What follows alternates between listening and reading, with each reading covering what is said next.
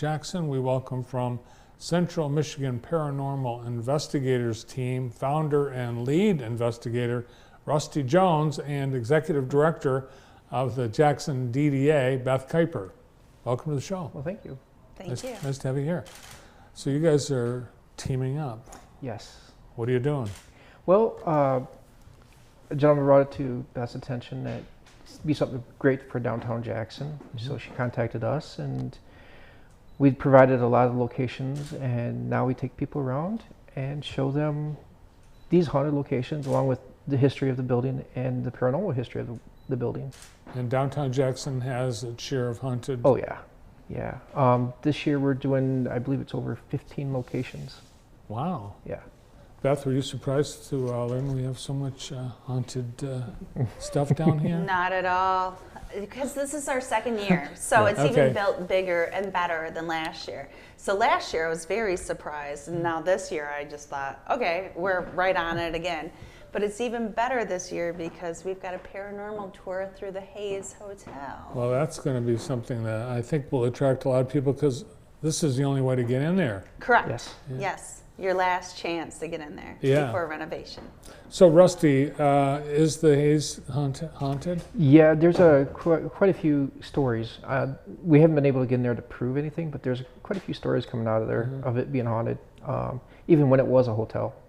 Now, when people are on a tour, like a paranormal haunted tour, what do the ghosts think about that? Do they hide, or do they come out and put on a show? It just depends on the location. There, like at the Masonic Temple, we did last year. A couple people actually saw a shadow figure back down in the basement while we were on this tour. Other locations, they might get that feeling that something's going on, but usually it's just kind of like maybe not. They have a good sense of humor. Yes, they do. Yes. They laugh at us a lot when we're on the tours. Like they'll have out the spirit box and they'll laugh a lot. And it's like jokes that we're trying to make, like, oh, maybe we'll see something, and then ha, ha, ha, ha. And people have said, oh, you feel like a chill or a warmth. Or it's a chill. A chill. Yeah. Because what an entity will try to do is draw your energy. And that's where you get that chilly feeling, just like if you're getting sick, you get that chill. Do you have to believe in ghosts in order to see them? No, because a lot of people, when they contact us to go into their homes and stuff like this, the first words is like, we never believe in this stuff until it started happening. So it just depends on the location, the situations and stuff like that. So are there different types of what you'll see on this tour based on what places you're at? Yeah, like some of the places, like the Michigan Theater, everybody thinks that, it has to be a sad location for a spirit to visit. I think it could be the opposite. That could have been their happy place. So when they pass on, they want to, visit a happy place, they'll go like to the Michigan Theater or someplace like that.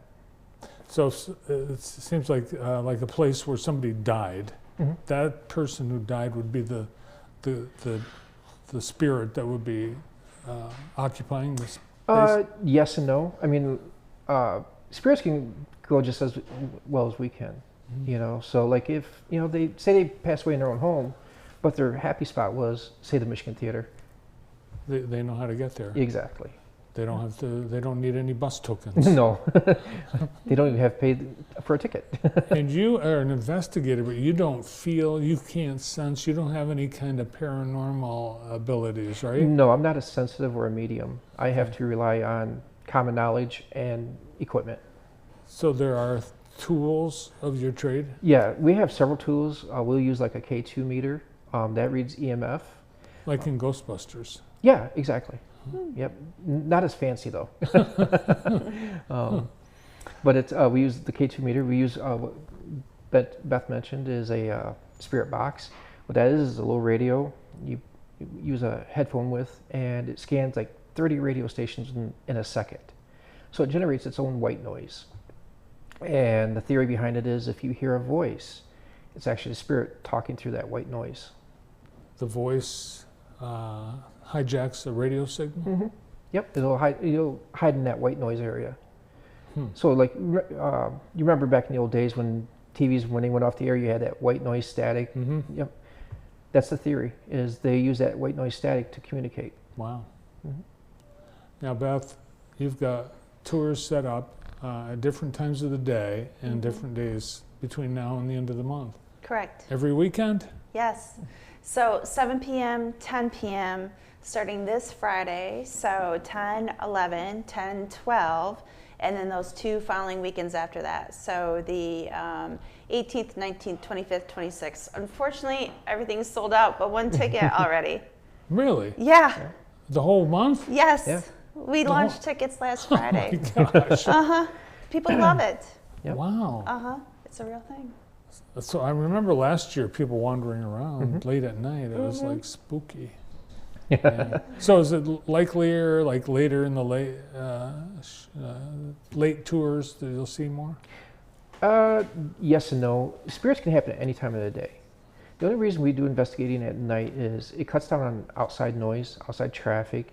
That way, if you use a voice recorder and you catch something, you know it's not like the traffic or people walking by. Well, I've heard people that if they take pictures, film, Yeah. not digital, I don't know. They see stuff later that they didn't see by the naked eye, Yep. right? Yes. That's very possible. Hmm. Yeah. Digital format has gotten so much better that. Of Yeah, the things- digital format, you'll see the stuff too? Oh yeah. When I first started out with a Polaroid. That tells you how long ago I started this.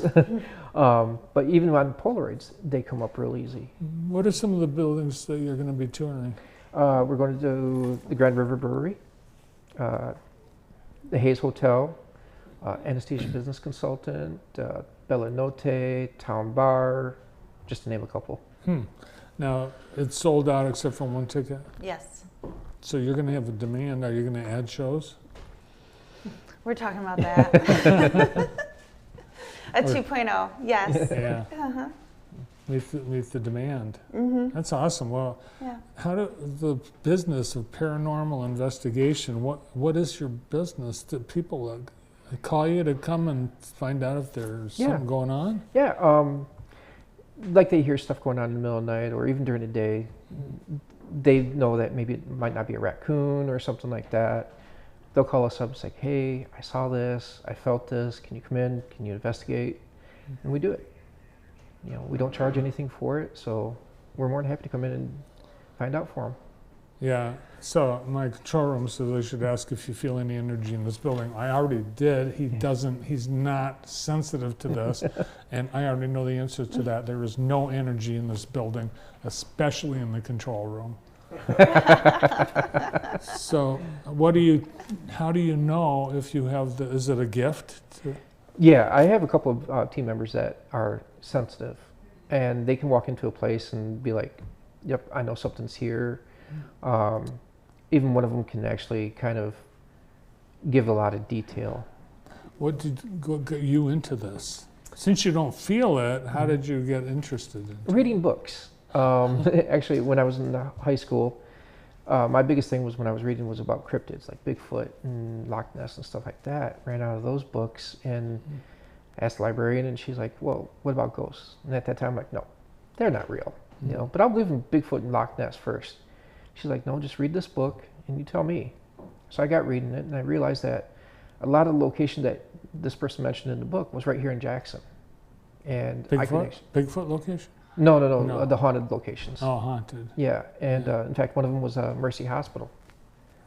And I actually got a chance to investigate there. And from that moment on, I've been hooked. Is there such a thing as an area being prone to haunting? Yeah, there is a theory about that the more stress-related deaths that happen. Prison is a good one. Battlefields like Gettysburg will definitely keep energy right there. Wow.